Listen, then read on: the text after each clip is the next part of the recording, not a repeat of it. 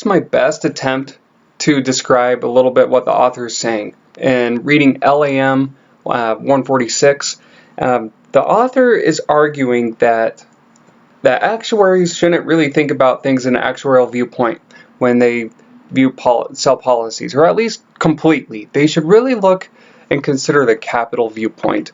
And what the author means by that is you need to consider a policy that's sold. The policyholder gets some options, and as we're going to see later, the insurer gets some options that are embedded within the policy. And there's a table provided that's split out between three sections. So you have the risk, so you think about your term life, you think about long-term care, you have your investment like your VAs or your fixed annuities, and you think about your hybrid products like whole life or variable life. And this video, we're going to explore the embedded short options that the insurer has, or what they're selling to the policyholder. So what are the options that the policyholder gets?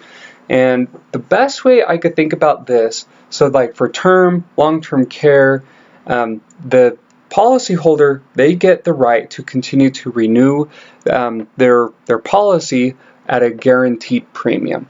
So I'm going to set the strike price at the present value of gross premiums, and then I'm going to think about it as the stock price is the present value of future benefits. And so they suggest in the reading that you're shorting the call option of future benefit payments. And so what I'm thinking about that, okay, so I'm going to short a call. So this is what it looks like in the graph right here. And what that means is if the benefits increase, so going along to the right of the x-axis, my future benefits increase, and so that's a disadvantage to the insurer, and then that's an advantage to the policyholder, and they're going to keep the policy in force. And there's many ways that the benefits can increase or decrease, whether that's mortality, interest, expenses, etc. So the policyholder, they're going to be more apt to keep the policy in force. And then the reason why it's a call rather than like a bond structure like this, like, hey, if future benefits decrease, then that's great for the policy. That's great for the insurance company, and is a disadvantage to the policyholder. It's like, well, if that's the case, if they decrease so much the present value of future benefits, well, then the policyholder is just going to lapse.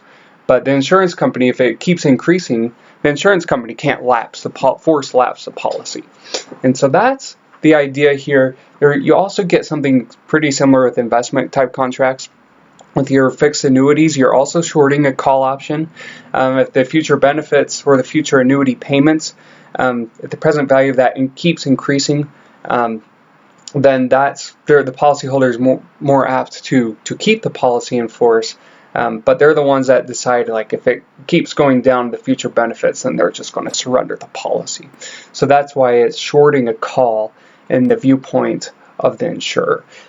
As well within investment contracts, you have GMABs, GMDBs, GMWBs, and so you're shorting put options. And I think that one's the most clear. You're shorting put options to the annuitant in those cases.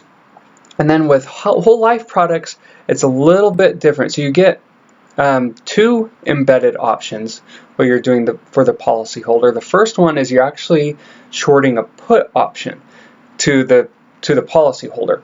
And what that means is, let's say that the value of the benefits go way down but if that's the case, the policyholder can just surrender the policy and get the cash value. So it keeps going down, well, they could just collect it right here and just get the cash value.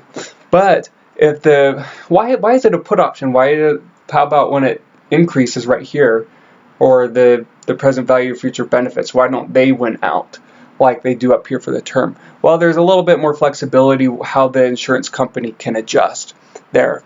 The insurance company can decrease the benefits a little bit.